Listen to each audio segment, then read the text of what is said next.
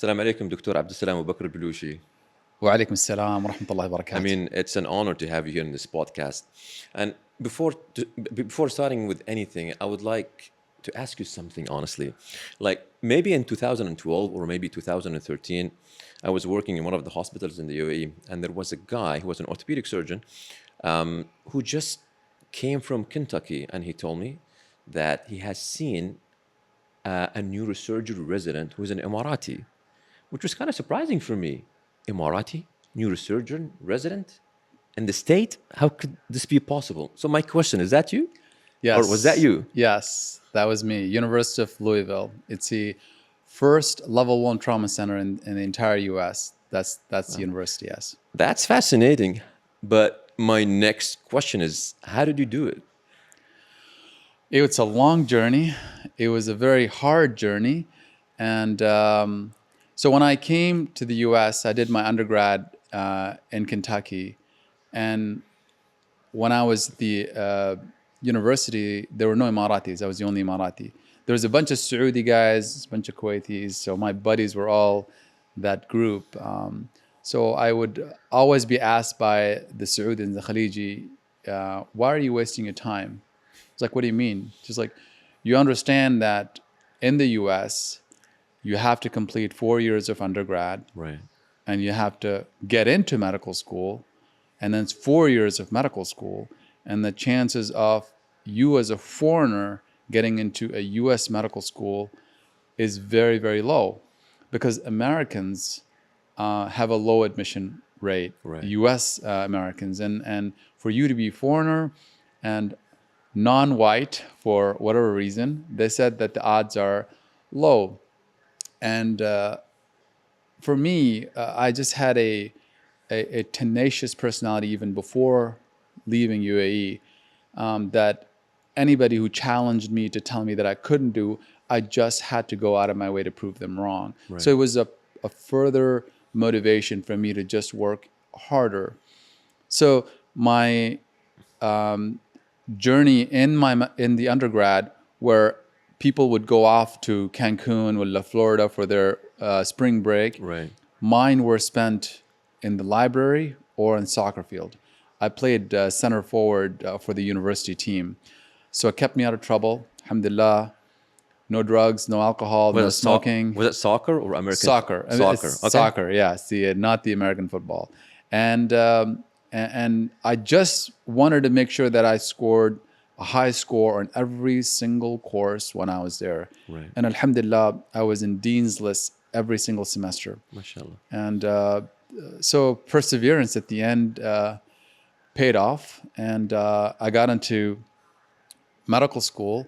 And my journey getting into medical school was very tumultuous because I had to do the medical college admission tests multiple times because my verbal score, my English score was low, and I tried everything in the world to elevate that score, and I just couldn't. Right.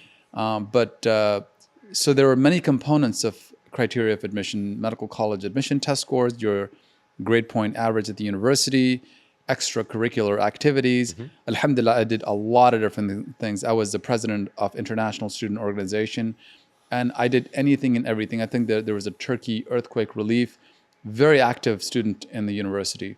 So I had compiled a lot of different things and strong letters of recommendation, great work ethic, alhamdulillah. So all that helped me get in, but I was afraid. And I also had friends who told me, it's not about getting into medical school. By the way, when you get into medical school, you are competing with cream of the crop, right? Best of the best, right? And now the curve is going to be way high. So you have to, in order to pass, you have to pass the curve.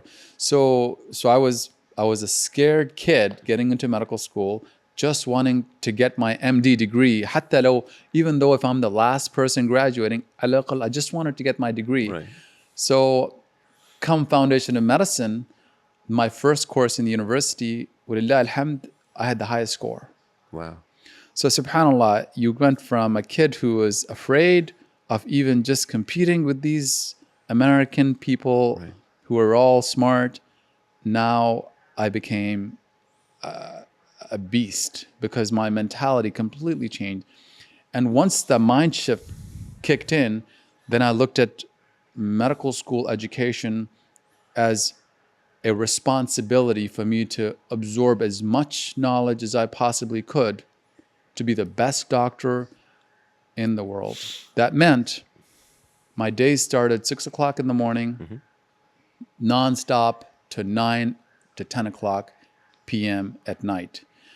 And in medical school, I was labeled gunner, stud, big A, because those were my labels. It's like because I never took no, I never wanted to take a chance with this opportunity because it was my dream and it became reality, and I wanted to be the best, because once you're the best, then you get to choose whatever you want to be, whatever field you want to get into, and so in my entire medical school, alhamdulillah, I maintained a solid score of A, except one course I got a B in, which was psychiatry. Okay. Which completely made sense because that's the exact opposite of a surgeon.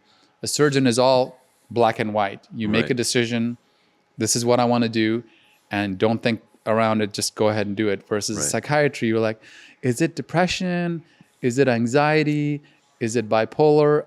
I sucked at it. So is it all of it? Is it all of it? So I struggled with that. But alhamdulillah, and come to find out, I also got selected in medical school by the school to teach fellow medical students, because based on your performance, if you're the top tier, you get to help the other kids.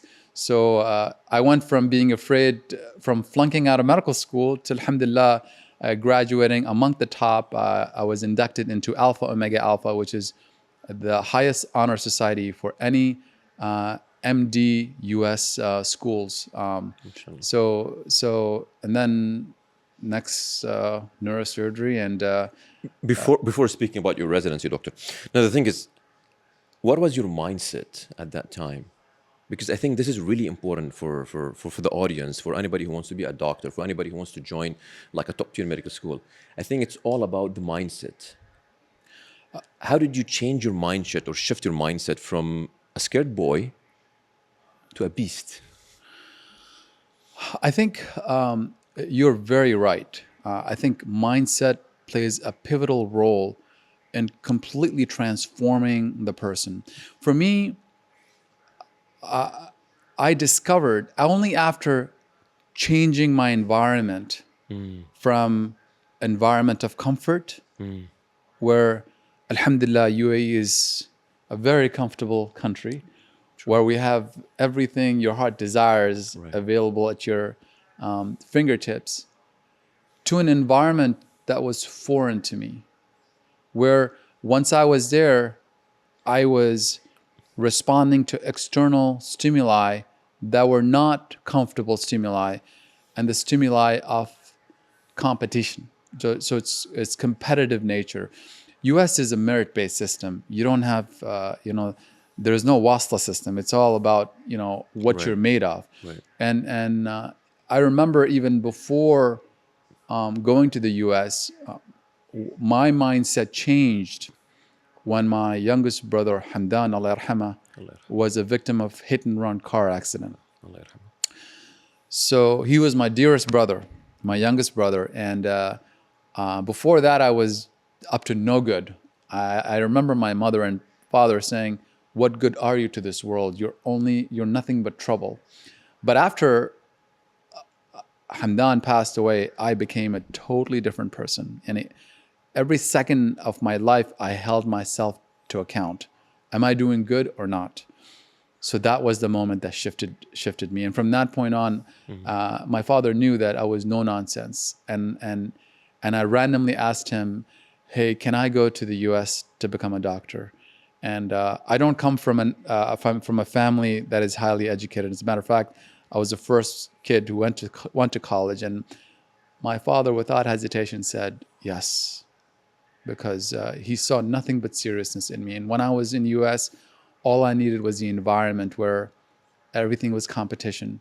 And put me in a situation where you tell me that you're gonna beat me, more than likely I'm gonna beat you, or I'm gonna come pretty darn close, and that's all I needed to be at the top tier at every level of my education, and and and honestly, I want to tell every Emiratiya, or resident who lives in this wonderful country that don't take no for an answer. That you could start from any spot in your life, and you can climb very high simply because of your tenacity, the grit, that you just maintain that self-belief that you can do it. That's really inspiring, Dr. Abdul Salam. Now, if we speak about residency, getting into medical school is really tough. Going through medical school, it's a even tougher probably. Being at top is something like you have to be really good to be there. But getting into neurosurgery residency program, that I still remember when that doctor told me that after he came from Kentucky, a neurosurgery resident in Kentucky. I was like, you sure he was from UAE? So it's a question. How did you get into that residency, such a prestigious place? So, alhamdulillah, neurosurgery was one of the most competitive, still remains one of the most competitive residencies in the US. And it's neurosurgery is a field where it's the highest paid field Right. in the world for any doctor. Right. And at that time, we had a special matching process called Right. San Francisco match. And so in order to be a neurosurgeon, you had to go through the match. And the programs had criteria, and their criteria were the following. They wanted to pick the best of the best. What's a grade point average? Is he AOA, alpha, omega, alpha? That's a point of pride. How many AOA residents do you have in your program? Okay. The research publication, letters of recommendation, and any other ancillary activity that would boost your competitiveness. And alhamdulillah, my board scores USMLE were in the 97th percentile. My grade point average was 3.92 out of 4. And I had strong letters of recommendation. I was AOA. So I had all the key things to get me into a neurosurgery program. Louisville is a program that is a very rigorous program. At the time when I was in training, there were no regulations on how many hours you're required to work. Right. And I remember working 120 hours per week. For reference, an average American works 40 hours a week. I remember I just had enough time to sleep. So I prayed multiple prayers together to simply exist. When I was on call, I was awake 36 consecutive hours. I was monitoring 4 different hospitals. My beeper would go nonstop, one emergency after another. It really showed what you're made of. You know, if you were weak, you were not going to survive. Right. As a matter of fact, my resident who was more senior than me, Dr. Johnson, he quit. He said, I don't want to do this. This is crazy. This is not living. He quit. So they had to fill that spot with another doctor.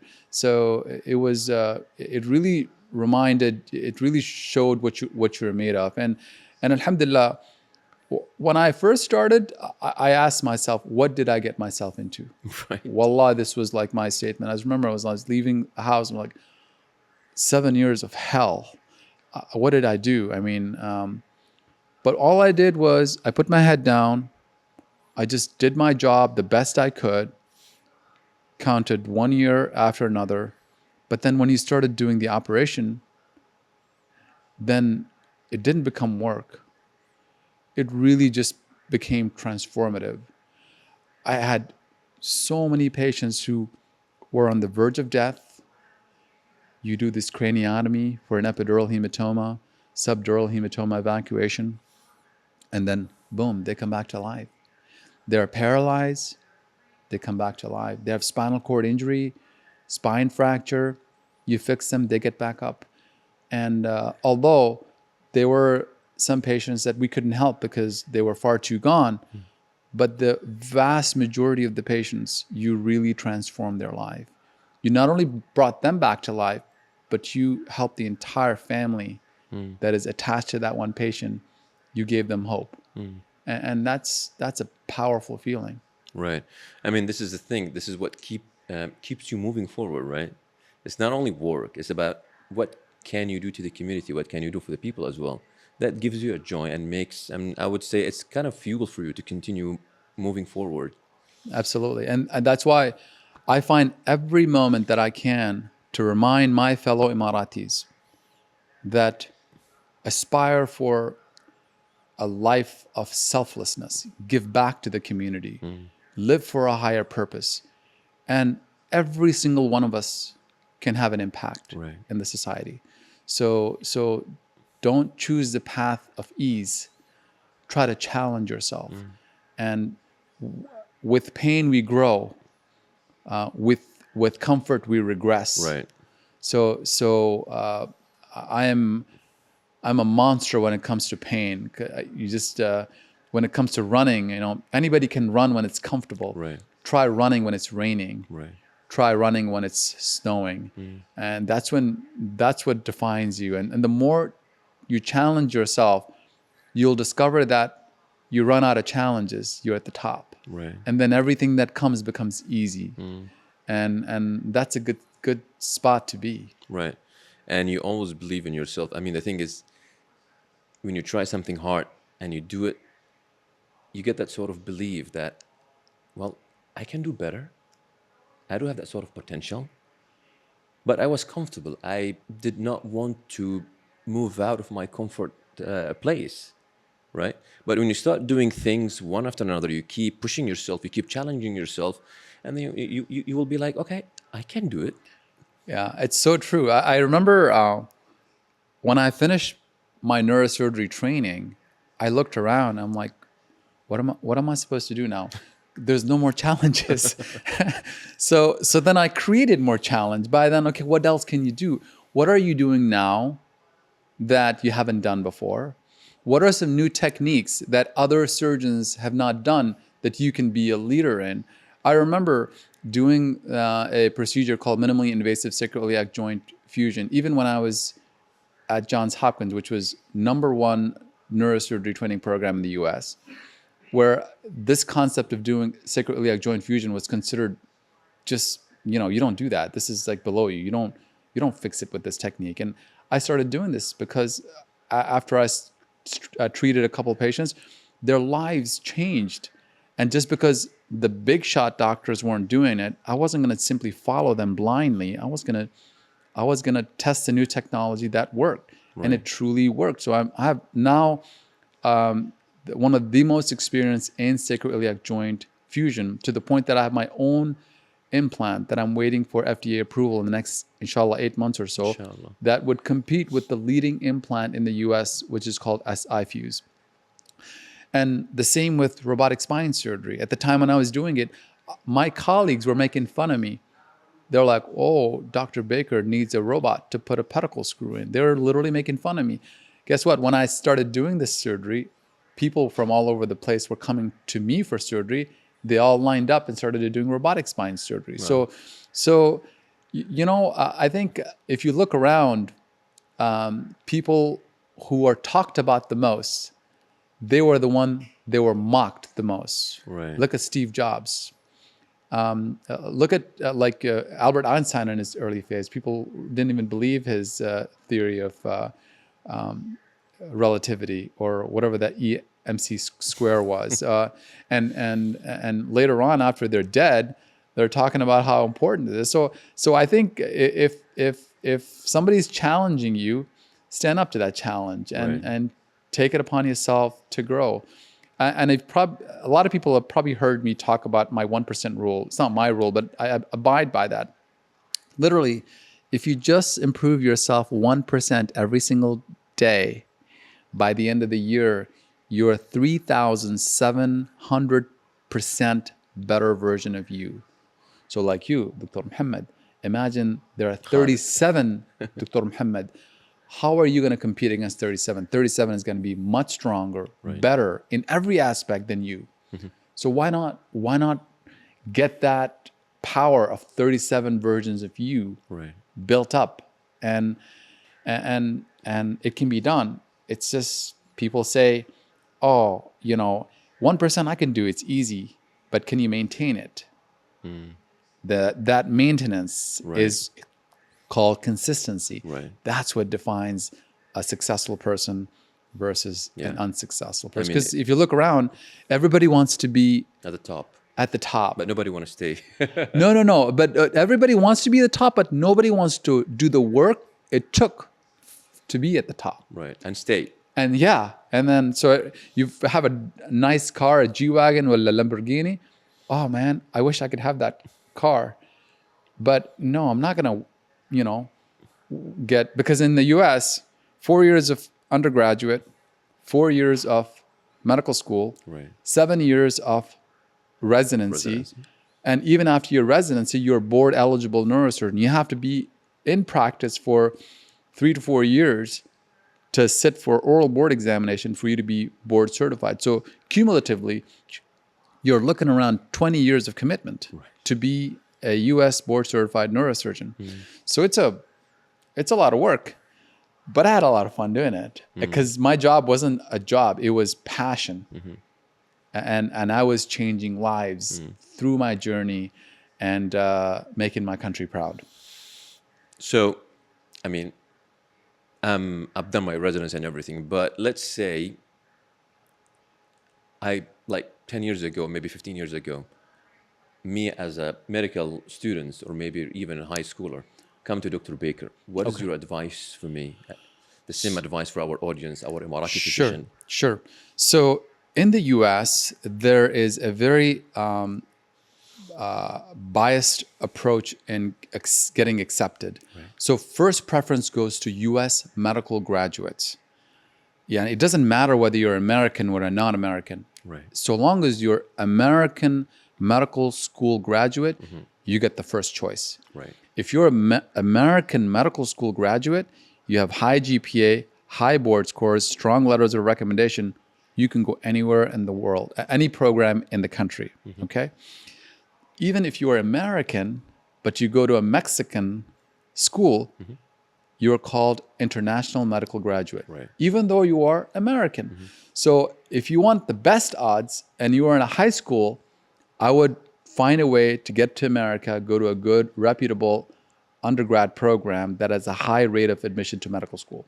Start there, because then you've got the raw material, the environment, and special advisors that are going to walk you through the journey of what you need to do to get into medical school. Because you can't dream of becoming a neurosurgeon without getting into medical school. So, and once you're in medical school, of course, it's a lot of hard work, and try to stay at the top. And then when you're at the top, you're automatically inducted into this honor society. And when you're at the top, you're automatically going to get high scores on your board. When you're at the top, you're automatically going to get strong letters of recommendation. And the next thing you know, you're doing neurosurgery. Any advice for our audience regarding the mindsets? My personal first credit goes to Rabb al-Alameen. I stayed very committed to who I was, my prayers, and al-mar'u ala din khalila. You are the company you keep. True. So try to keep the company of people who motivate you. And remember, if you're around people who are better than you, studies show that you will perform 15% higher simply being around them. Wow. And if you are around the people who are worse than you, studies show that you will perform 30% less than your best performance. So the effect of negative company is far worse than being around people who are better than you. And I read Quran every day, and there are some surahs I use every single day. That's kind of keeps me sort of steadfast in a lot of my decisions. I'm not religious or anything, but subhanAllah, but sometimes, you just got to have some basic things to kind of keep you straight. Find a mentor, a person you can confide with, a person with whom you can share your weaknesses so that they can give you constructive feedback on how to get out of that negative mindset and get back into the positive mindset.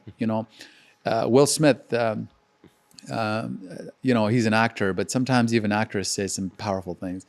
He said, you can't control where you came from, Right. but you can certainly control what you do with your time from now on. So, what's happened, khalas. What do you do now? It's a new day. It's a new beginning. And you still have that 1% rule. In 1 year, you'll be 37 times better than you. So you can really create an impact. That's very inspirational, Dr. Abdul Salam. I wouldn't finish, to be honest, but just because of the time, we'll keep on talking and talking. Yes. No, it's thank you again for inviting me. It was an amazing opportunity here at Spark. You guys are doing amazing work. I'm so proud to call myself Emirati, and I was honored to be invited to this amazing event of bright minds like yourself. Thank you very much, Dr. Abdul Salam. It was really inspirational. Inshallah, we'll have you some other time as well. Inshallah, Thanks a lot, inshallah, Dr. inshallah.